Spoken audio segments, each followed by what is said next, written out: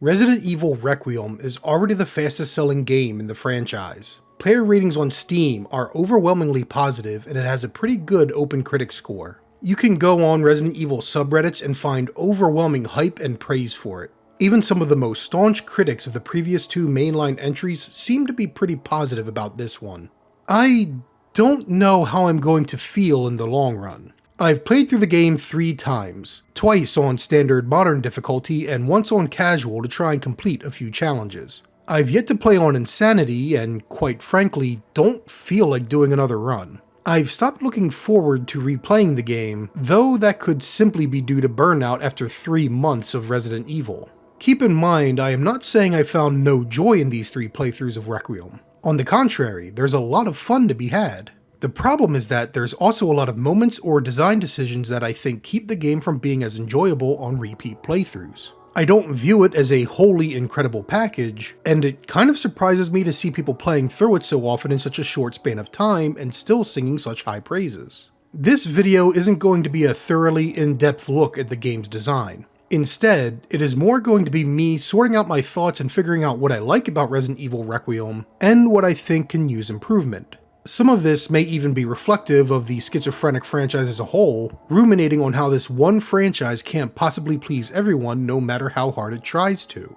There will be spoilers throughout this video, so be warned if you have not yet played or finished Requiem yourself. I'll be covering parts of the game in its entirety, including the narrative, and so if you like to go into the game clean, then it is best to save this video for later. For those of you that do watch, please refrain from commenting until you've watched to the end. I have a lot of thoughts, and it will take time to get all of them across. Make sure your hate posts are fully informed.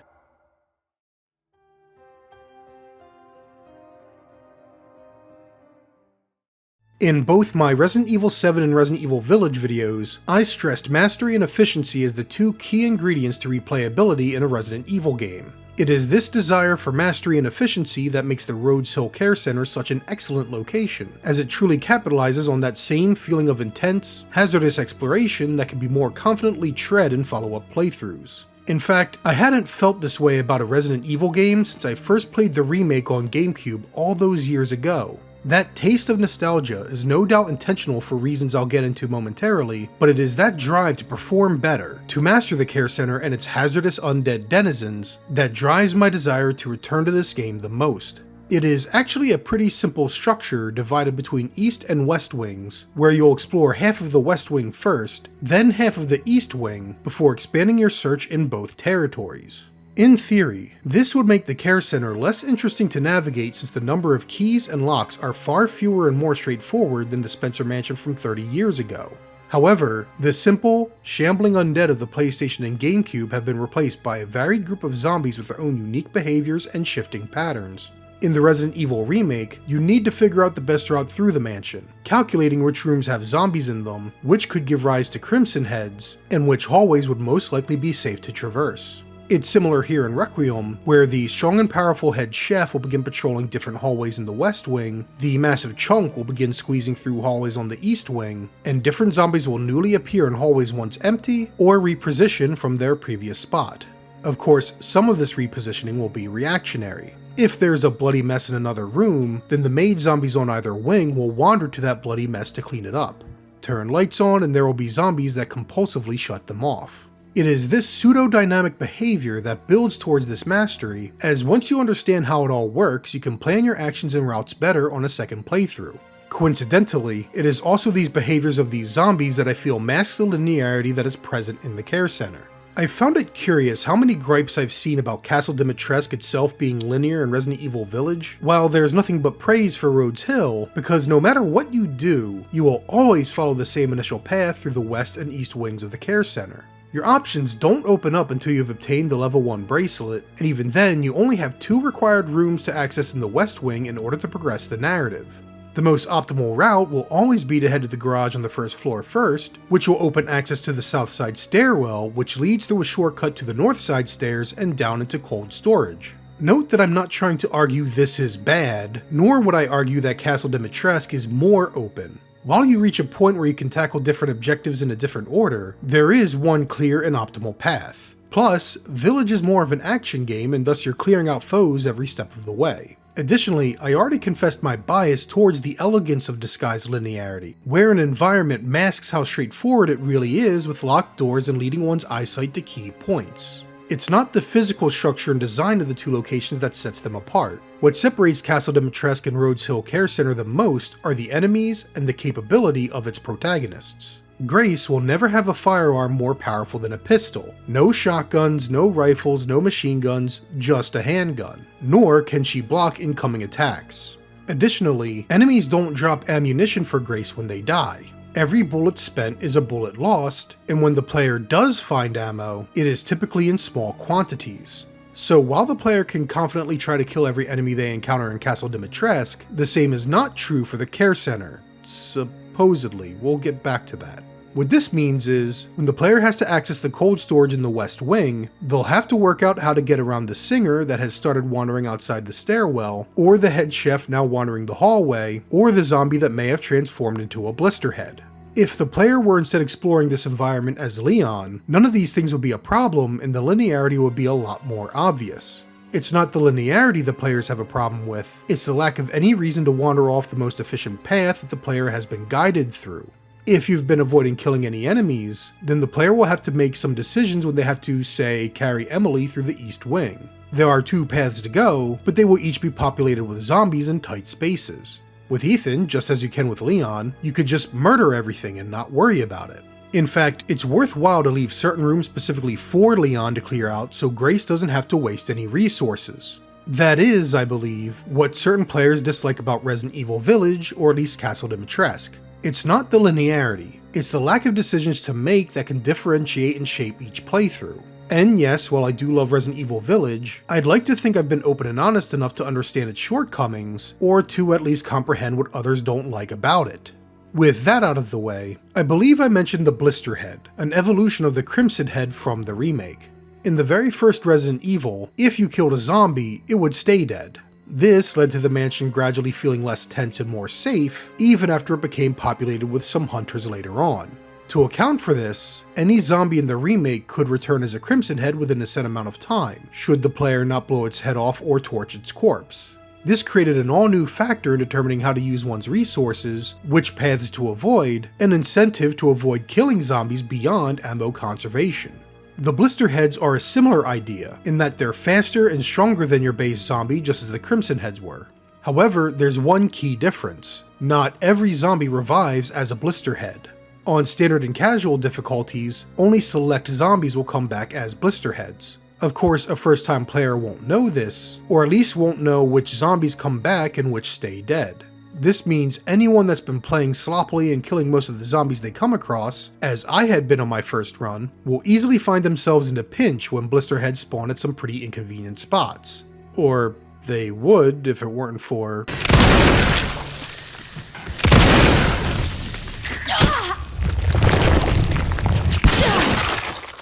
The funny thing about Grace is that she's not actually all that weak and vulnerable. Once the player is able to absorb blood for crafting, they're able to make hemolytic injectors capable of bursting any zombie into a blood balloon, ammunition for the handgun, or even ammunition for the Requiem Magnum. All that's needed is a willingness to explore and to scrap every knife you find. Now, obviously on a first playthrough you won't know how to best utilize your resources. I certainly didn't, and yet I killed nearly every zombie in the care center, including Blister Heads, and still managed to escape with a decent amount of healing and ammo.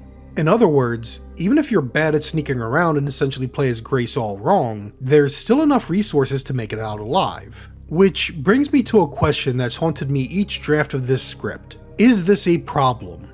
By now, every Resident Evil enthusiast knows about the dynamic difficulty modifiers introduced with Resident Evil 4, making tweaks and adjustments to enemy health, damage, ammo drops, and even how numerous foes are, all based on the player's performance. The intent is to maintain a push and pull with the player, preventing them from ever being too flush with resources for too long while preventing them from getting stuck with too few. Other games have similar methods of modifying their difficulty, or at least the perception of difficulty, such as the developers of Space Marine 2 manipulating how much damage you take when at full health versus very little. A trick I covered in my video last year, and one that Valve had performed all the way back in 1998 when making Half-Life. The idea behind such tricks is to keep the player in the game as long as possible. I mentioned this in my Resident Evil 7 video, but seeing that game over screen is an immediate tension breaker that rips the player out of their immersion. Even if the player can get back into the horrified mindset after one death, repeated deaths will shift from fear and anxiety to frustration and anger. That doesn't mean the developers want to prevent the player from dying at all, as too many mistakes ought to lead to a game over. The trick is to ensure death occurs sparingly rather than constantly. At the same time, low ammunition ought to be a consequence of unwise play, and when I first played Resident Evil Remake all those years ago, I would be willing to restart from an earlier save or from the very beginning in order to erase those mistakes and perform better. Progress was ultimately still lost, but the cost and time for the benefit of more resources seemed a fair trade. I think it is the consequence of lost resources and time that the developers are perhaps trying to mitigate a bit too much. The thing is, my brain in particular seems to be wired differently from many players, be they in favor of ammo scarcity or against it. To me, even if I got out of the care center with a decent supply of healing and ammo, I still felt like a failure for killing the majority of zombies. In my second playthrough, the enormous amount of resources I escaped with were like trophies, evidence of my increased efficiency. I did not see them as a problem, at least as Grace. This becomes an issue with Leon, but I'll get to that later. Altogether, the joy I found in Grace's gameplay was in utilizing the crafting mechanics to my advantage. Even then, I know I can play even better as Grace, killing even fewer zombies and mitigating the use of injectors and ammo, all while leaving the care center for Leon to clear out instead.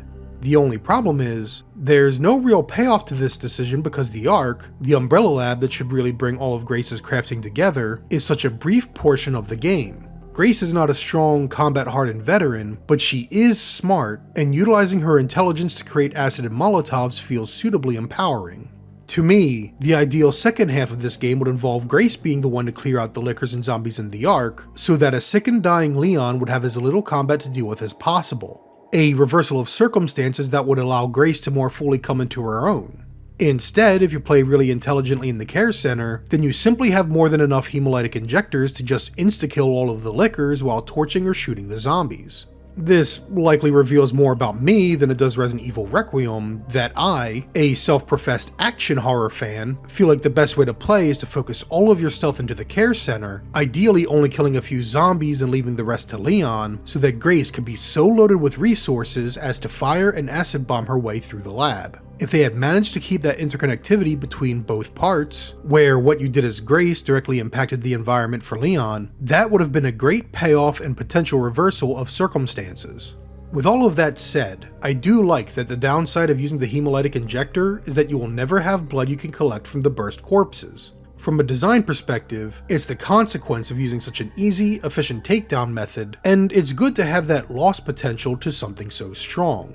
I think my overall verdict on the care center is that it is, to no one's surprise, the strongest portion of Resident Evil Requiem. It feels the most like exploring the Spencer Mansion again, save Capcom's sudden allergy to having actual puzzles in the game. However, if you want a more in-depth look at how it was designed, or a comparison with Insanity difficulty, I recommend Something Is Wrong with Resident Evil 9 by Consternation Evolved. I'll actually be referencing that video again later. Before I move on to discussing Leon, I'd like to discuss the other aspect of the care center, which will also dovetail to my least favorite part of the game.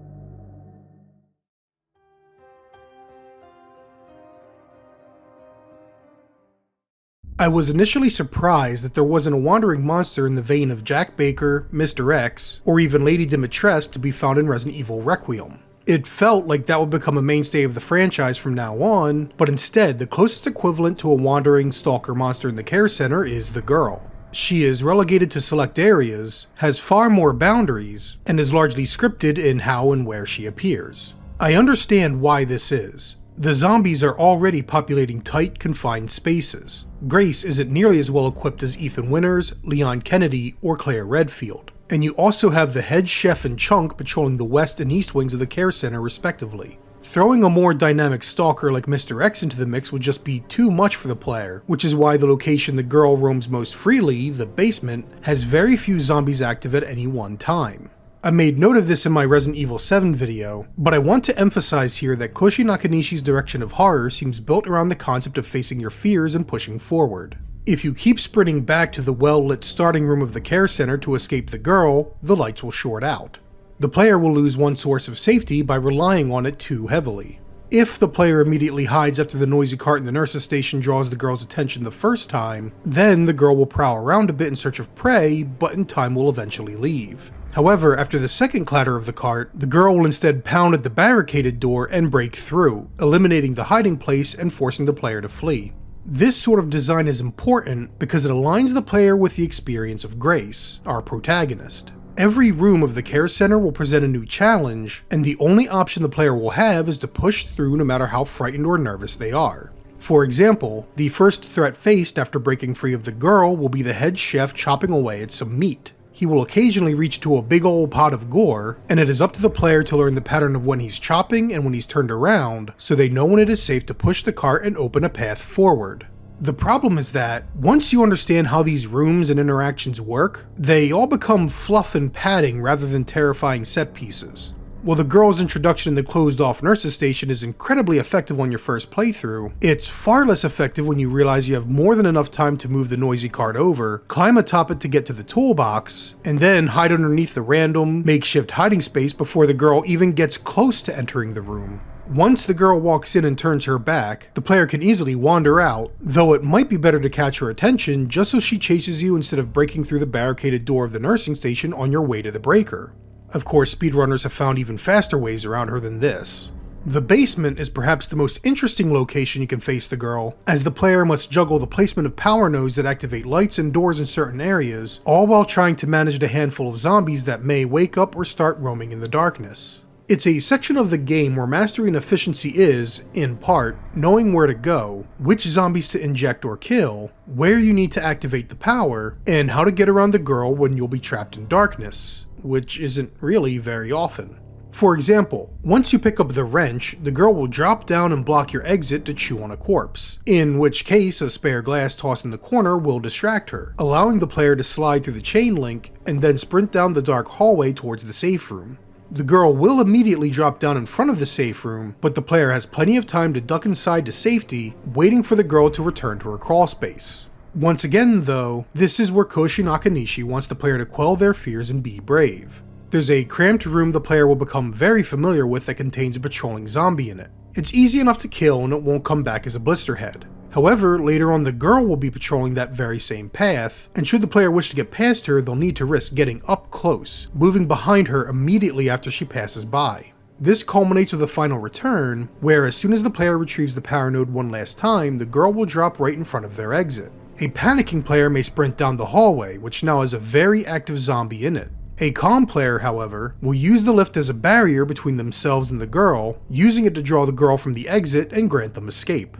I can't mention the basement without also mentioning the excellent meat grinding set piece, where the player has to survive the conveyor belt while incapacitating zombies so they get sucked into the machine. It's a test of coordination and is generally pretty exciting each time. Overall, the basement merges player and character experience effectively, and by doing so, it aligns the player with Grace when she more confidently prepares for her final showdown with the girl. Cohesion between narrative and gameplay.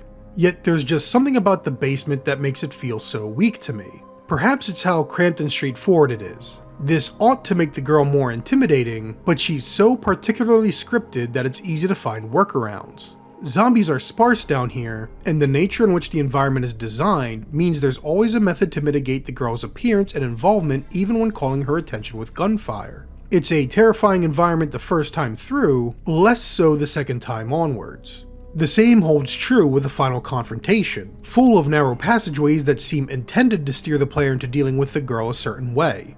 The level is designed so that if you're spotted, your only choice is to run away from the girl instead of around, and thus you'll need enough spatial awareness to know where it is you ought to run to. Even then, with a fully loaded Requiem and a heavy reliance on scripting, it's easy to hit the 3 generators in any order you need, mitigating the threat of each scripted appearance to finally take out the girl. However, it was at this point of the game that I noticed something particular about how Requiem sets up its objectives. The player needs 3 cubic quartz to place into the door to leave the clinic. They need 3 power nodes to unlock the cells, retrieve Emily, and restore power to the elevator. They need to turn on 3 generators in order to open the ceiling and defeat the girl. Then, once the player is controlling Leon, they'll need to assemble 3 parts of a detonator that are nonsensically scattered across the city block. I'm sure the developers would have had Grace collect a third ball in the lab if they had the development time to make a larger location. I imagine the primary reason they reused the rule of 3's objective style so much, to chase down 3 MacGuffins to proceed forward, is so they can make the game a bit less linear. The player can chase one of 3 objectives instead of going from one to the next to the next. The problem is that, once you recognize what they're doing, it breaks that illusory immersion and reveals the hands of the designers. The game seems less creative, and each MacGuffin is just a key to proceed forward. Even if this describes how most games are designed, the gameplay and narrative ought to work together to trick the player into believing it's more than that. Instead, I just see the hands of the developers at work. There is one last segment I wish to discuss before moving on to Leon, and that's the flashback to the orphanage in 1990 where you play as Chloe, a clone and experiment of Oswald Spencer's with absolutely no offensive or defensive options. There are a few reasons I cannot stand this section, with the primary being how heavily scripted it is with few methods to shorten its span. The player has to hide under Chloe's bed and wait for the creepy kids to bang on every mattress, presumably in an effort to scare Chloe into revealing herself. You know, instead of looking under the bed.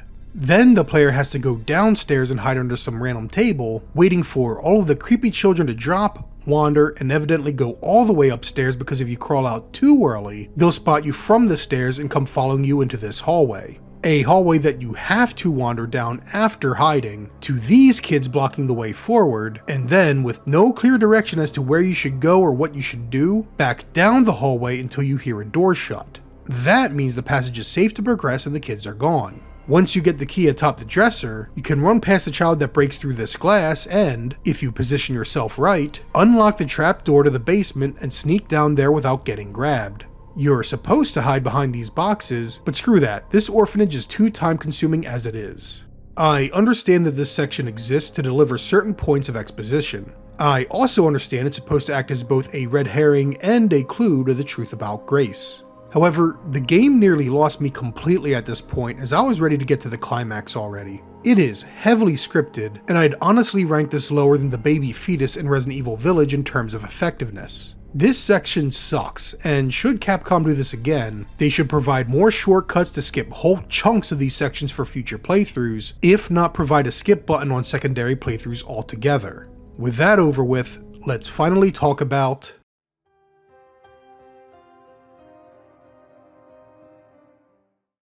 I hesitate to even call Leon's gameplay in the first half of the game a tutorial, though that's certainly the intended purpose. Get used to the basic controls, the ability to parry and wield the hatchet, and even using the weapons of the zombies against them. However, Leon's portion of the care center is so minimal that it almost feels like a tease. Every time I reverted back to Grace, I felt like I didn't get nearly enough time to truly enjoy Leon's mechanics. Even if I had, the zombies in this first half are not so sturdy as their ironically scrawnier cousins in the latter half. Initially, just a couple of shots will cause the zombies to stumble, allowing the player opportunities to make use of Leon's melee prowess.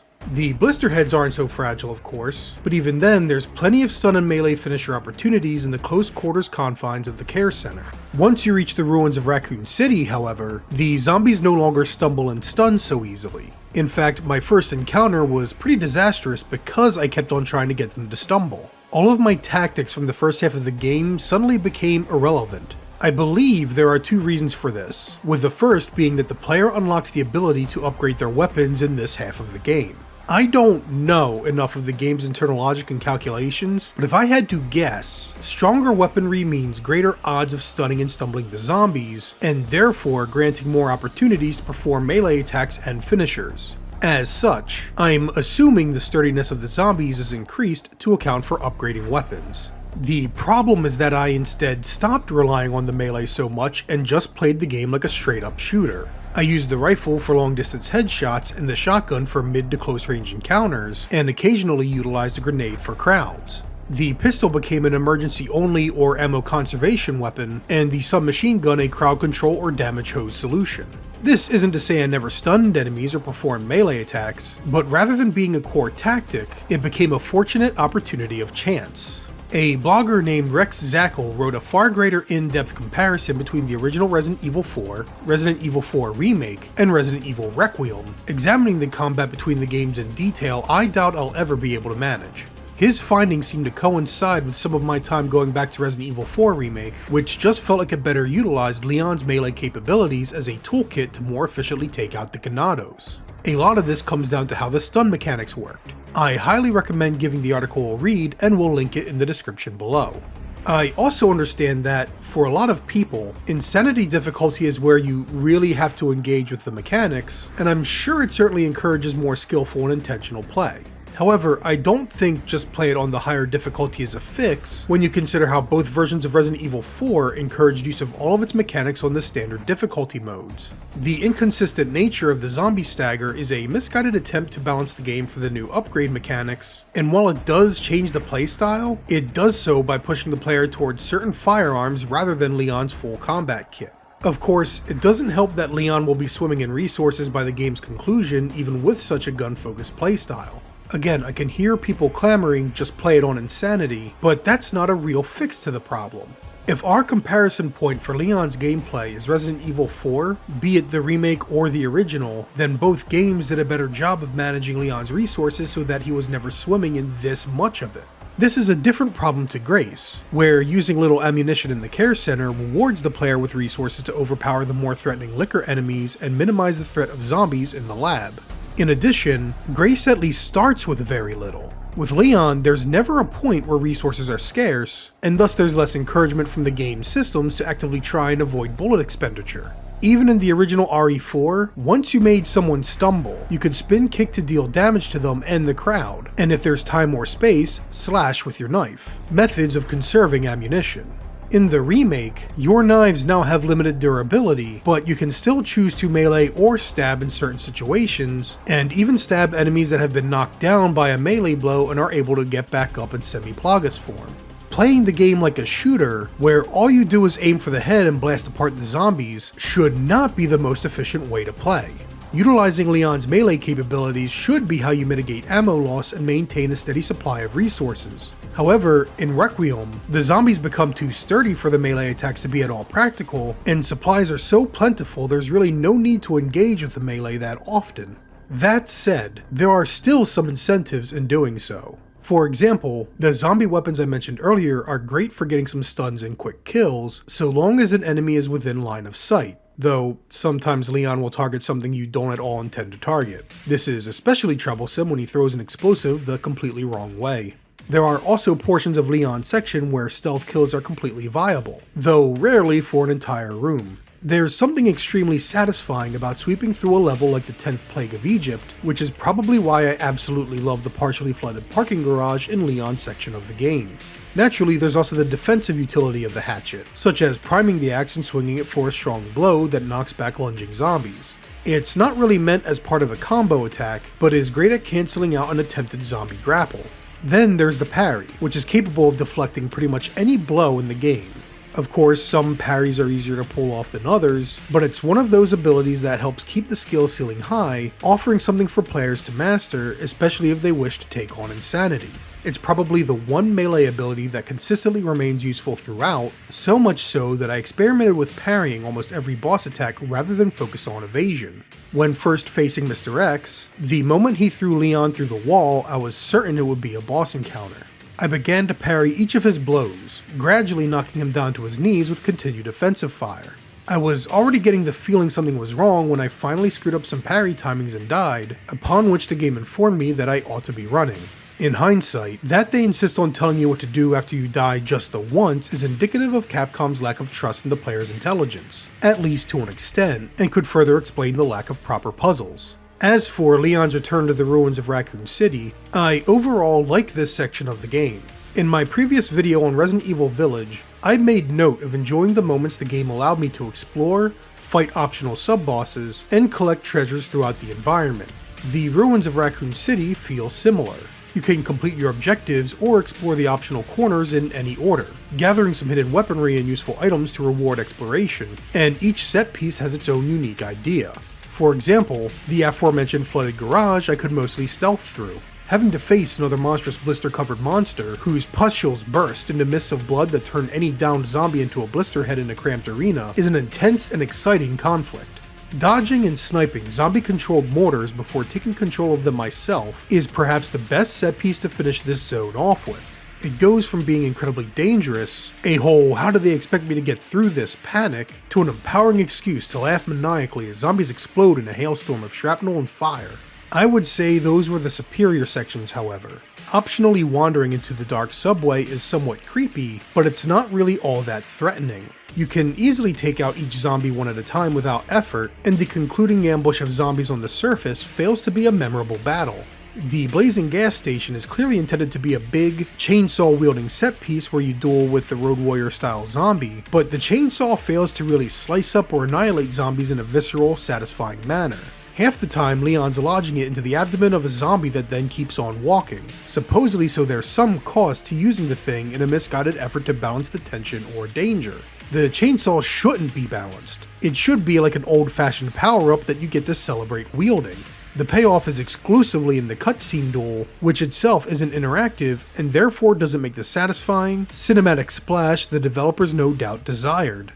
All of these sections, good or bad, are relatively brief, however. It is the ruined skyscraper that you must zipline across to that is the longest leg of this trip through Raccoon City, and it is the one that I am least fond of. It's not that the location as a whole is bad, it's just that this one overstays its welcome.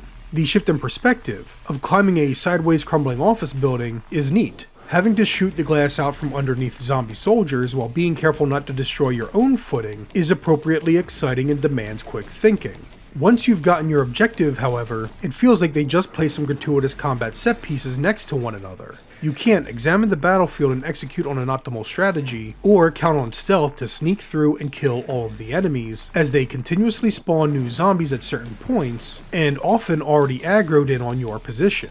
I get it, they want to force the player to adapt and to surprise them and all that, but these encounters somehow feel the least inspired of the entire game. This is especially true of the elevator ride down to ground level, where blasting point blank with a shotgun is your best tactic. It's just a downgrade from a similar set piece in Resident Evil 4 Remake, really. The ruined skyscraper is also the moment I realize that the whole of Raccoon City throws the pacing off. I want to reiterate that I enjoyed this section. In fact, if rumors of Resident Evil 10 being more open world are true, then I feel those moments of optional exploration in Resident Evil Village, the quest in Resident Evil 4 Remake, and the ruins of Raccoon City here in Requiem demonstrate a sort of prototype of what that concept could look like. However, the player just finished the care center as Grace, and it concluded with a lot of climactic build-up. We had just gotten to some major story reveals, and it felt like the game needed to keep pressed on the accelerator. Instead, we've slowed down, and while Leon learns that the BSAA have also been trying to get to the center of Raccoon City, there's no real sense of development here. Everything just slows to a crawl as Leon has to complete the 3 objectives and progress forward. This is not helped by how absolutely rushed and mediocre the rest of the game feels. An on-rails bike chase that requires minimal input or skill from the player and is reminiscent of Resident Evil 6, a game I'd rather not be reminded of. A nostalgic trip into the Raccoon City Police Department to reminisce about the 7-year-old remake rather than the original 28-year-old release. The awful orphanage section that had me desperate for the game to simply end. A linear run through subway trains and caves to enter the lab, home to 2 combat arenas, a reskinned and downgraded Krauser knife fight from Resident Evil 4 Remake, a potential maxing stealth section through the lab as Grace that's nowhere near as well executed as the care center, and a couple more shoot 'em up rooms as Leon before closing out on a boss fight. Yes, the boss fights. I should probably have spoken about those. I mean, I gave time to each individual boss in Resident Evil Village, and they weren't exactly best in class in regards to enemy design. Unfortunately, I don't have anything of value to say about the bosses, save maybe the Titan Spinner. I played like an idiot on my first playthrough and unloaded most of my ammo into its carapace, the absolute worst spot to shoot since it has an obvious weak point on its rear. All you really have to do is stun it with the 2 explosive canisters and maybe wait to blast its booty when it lays some eggs, but even when you know what to do, it's not that simple. The giant spider is constantly wandering in and out of the arena, so you never quite know where it will appear in a cramped, confined space. It demands the player be able to think and respond quickly in an environment where the boss has the advantage, instead of just unloading on the obvious weak point. In other words, it applies pressure to the player to create a sense of danger. Mr. X, on the other hand, does not. The combat arena is big enough the player can easily create space and safety, and so long as you get the timing, you can easily parry the claw attack of the beefed up tyrant. Get the timing wrong? Get smacked into a car where you've got plenty of time to button mash your way to safety? Just shoot yourself up with some green herb and you're golden. Not like you're going to be lacking in medical supplies from this point on. The final fight with Victor is really not all that different. Just blast him with bullets, parry his strikes and yes, even his rocket, and avoid the purple glowing spots on the ground like it's a boss in Final Fantasy XIV prepping their next attack. Screw up? It's fine, just put a bit of herb on it and you're golden. Not like you'll need the dozen remaining healing items for the rest of the game. To put it all into perspective, Grace's gameplay takes what worked in Resident Evil 7, combines it with what worked in Resident Evil 2 Remake, and turns it into one of the best, most replayable Resident Evil games of the past 20 years. However, the Leon gameplay takes Resident Evil 4 Remake, gives Leon a hatchet he can sharpen to make melee a consistent combat possibility, and then increases stun resistance in his half of the game that mitigates the value or appeal of utilizing melee combat, drastically reduces enemy variety, and ultimately has fewer interesting combat arenas than nearly every action-oriented Resident Evil in existence. In a vacuum, Leon's gameplay is pretty good. I like some of the concepts they're tooling around with. However, Resident Evil Requiem does not exist in a vacuum, and Leon's gameplay is ultimately a downgrade from what came before. It drags down the replayability of the entire package, and that does a major disservice to what they accomplished for Grace.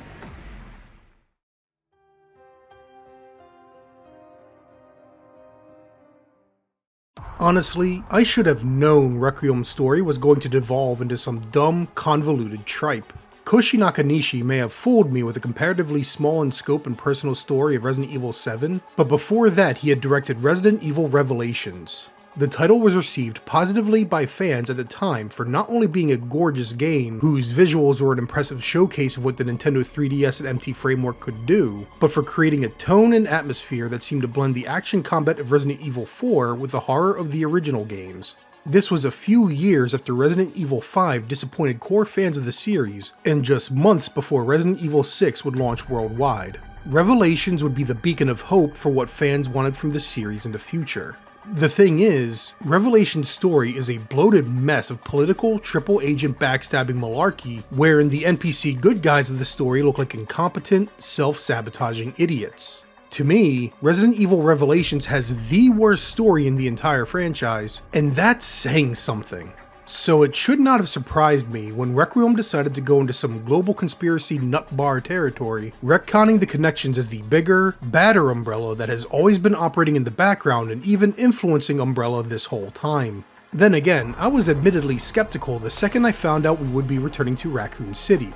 There were lines in the marketing about uncovering the final mysteries of Umbrella and Raccoon City, and all I could think was, what mysteries? If anything, it's the recent games that keep leaving unanswered questions. What's going on with BSAA Europe and the bioweapons sent in to deal with Miranda in Resident Evil Village? If Blue Umbrella in Resident Evil 7 was set up to deal with cleaning up the original Umbrella's messes, then why aren't they involved in Requiem's plot at all? Elpis and the Ark were certainly never mentioned before Requiem, so instead of solving a mystery, they invented a question no one was even asking. What Resident Evil Requiem does accomplish, however, is informing the fans that anything and everything is up for being retconned.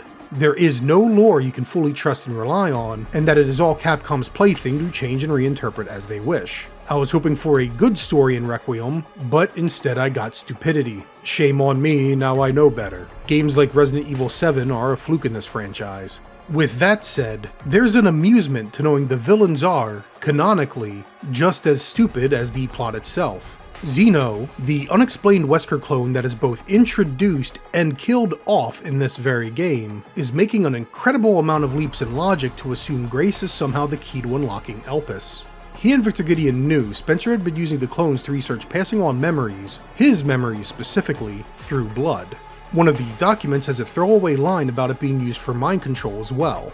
Therefore, the assumption is that Elpis is a virus that can be used for mind control, and Grace had inherited Spencer's memories via passing on through blood.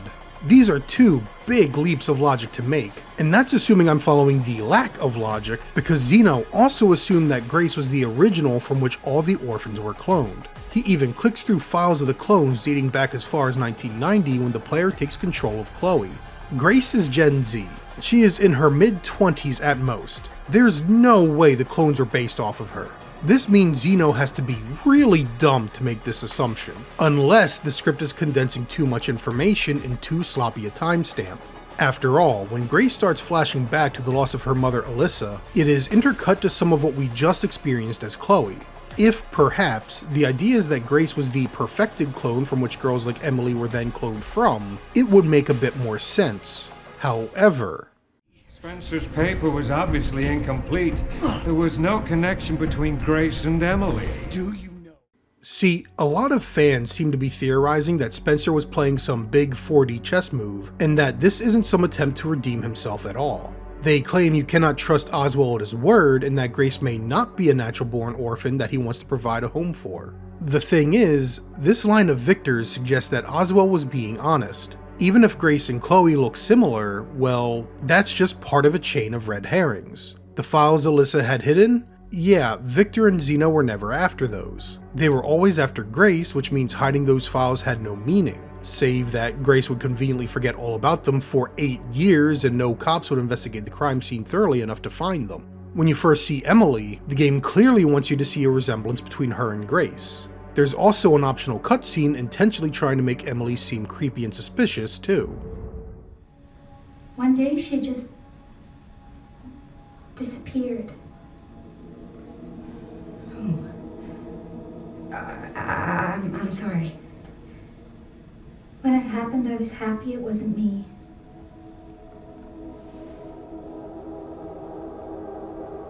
Is that bad?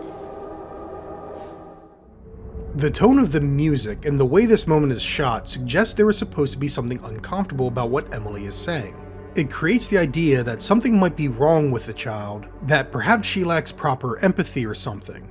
When Grace has those flashbacks, they clearly want you to think that maybe, just maybe, she was somehow involved in those experiments as well. It could be that she was the perfected clone, but given Victor says there's no connection between Grace and Emily, it is far more likely that Oswald was not lying. Besides, the game's canonical ending is the one in which hope is the password. Please know that you are my hope. She is my hope. A blind hope. Okay. This may completely retcon Spencer and his final words in Resident Evil 5, but if it gives us a definitive end to Umbrella, then whatever, I'll take it. Yeah, I don't believe for a second we're done with Umbrella or retcons. Victor Gideon is also a bit of an idiot, though not as big of one as Zeno. He's a complete Spencer fanboy, referring to the guy as his master, but there's no indication Victor was anything more than another scientist to Oswald. We already know that Spencer lived most of his life treating other humans as convenient pawns, expendable means to an end. Victor Gideon could have just been another pawn to him, but a twisted enough employee that admired the evil Spencer had done and gleefully assumed all the worst. He was wrong about Elpis, but when he learns of its true purpose, he assumes the intent was chaos and disorder. You could even make an argument that this is some meta-commentary about how a bunch of chuds on YouTube make assumptions about the themes of video game narratives and what the creators clearly intended. Speaking of, I had wondered if the snake theming of Victor's was intended to hint towards a boss form we never got. He has a snake ring on his hand, his coat is snakeskin, and he even has a forked tongue. Turns out some recent datamine suggests that, yes, he had a different form that was never finished. My guess is, with deadlines looming, they chose to just recycle the Nemesis fight from Resident Evil 3 Remake to ship on time. So yes, I pretty much hate the story of Resident Evil Requiem. This doesn't even deepen the lore either. All it does is take the established lore and wipe its butt with it, recontextualizing almost the entirety of the series just so the connections can seem like an even worse, even more evil threat while attempting to redeem the character that's been their cartoonishly evil mastermind for more than 2 decades. Plus, they try to redeem him in the very same game that they decide he experimented on and killed children.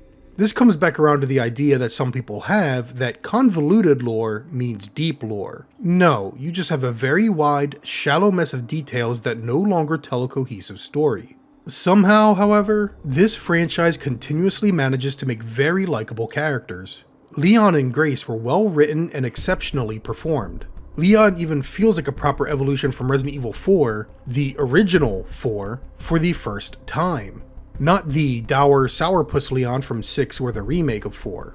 Angela Santabano did a magnificent job bringing Grace to life, and while I know there are a lot of people out there that dislike her constant anxious stuttering, I find her pretty representative of a subset of young Gen Z adults. Granted, I'm probably biased because she reminds me of my niece. What I want to focus on, however, is the potential themes surrounding the two characters. Now, I originally interpreted their character arcs to be survivor's guilt, but it was Consternation Evolved that pointed out the greater encompassing theme could be overcoming trauma.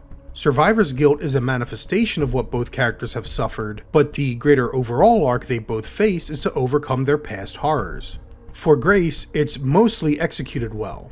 She starts out in the care center afraid of everything, and even seems unsure of how to perceive Emily. However, through the power of hugging, Grace becomes attached, as does any human with something resembling a heart, and wants to protect and save Emily.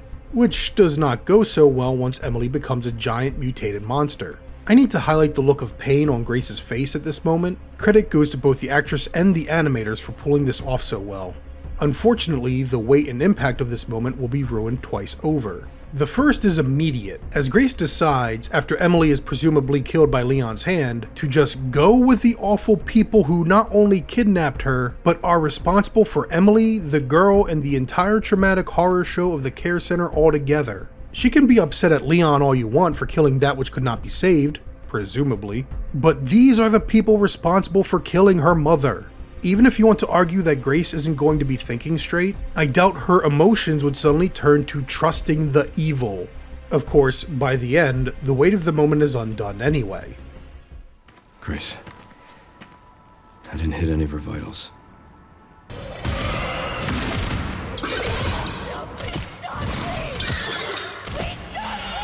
I'm more mixed regarding Leon's trauma.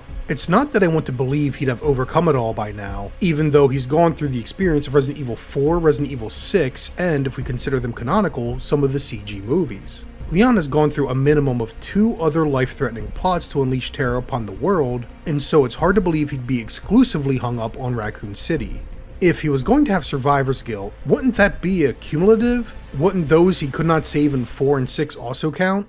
This is not an area I'm an expert in, it just feels strange from a narrative perspective to focus specifically on Raccoon City. Of course, the actual reason is nostalgia baiting, particularly of the remake, which is only 7 years old.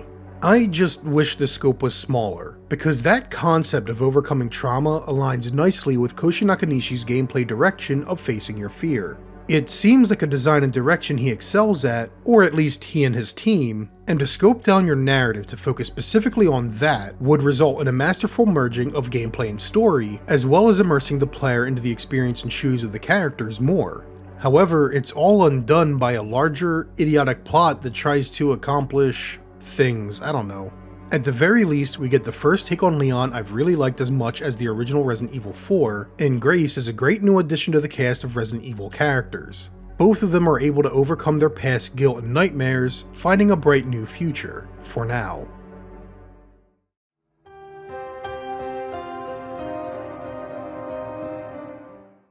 So there they are. My thoughts on the game worked out and still condensed so as not to be 2 hours long, broadcast out onto the internet too late to be relevant. It is possible I'll try and do more content for Requiem down the line, as we still have the DLC to look forward to and I've got Insanity Mode to try out. I've also been mentally dabbling with the thought of commentary videos for certain games that just have so many little details to go over. I imagine a lot of people are going to walk away with the impression that I hated Requiem, and I really don't. If anything, I hate the fact that I wasted my best and worst title on Resident Evil Village because it is far more accurate here. However, while Requiem does certain things masterfully, it is not a masterpiece. It is a flawed product, and I think I might prefer it if Capcom stopped trying to merge action and horror and just picked a lane for each individual game. That said, while I know I made a lot of comparisons to Village in this game, I do believe that Resident Evil Requiem is, overall, the better game of the latest 3 mainline entries. I also believe that Koshi Nakanishi should perhaps stick to horror, as the action was the worst part of Resident Evil 7 as well. Leave the action to other directors and take on the more horrific entries instead. For now, though, I have an upcoming podcast with some special guests to discuss our thoughts on Resident Evil Requiem and the franchise as a whole. Keep an eye out for that in the next few days, but afterwards, I'm done with Resident Evil for a time. I'm ready to move on to other games and think about other franchises. Hopefully many of you will hang around for those videos too. Thanks for watching, and I hope to see you again.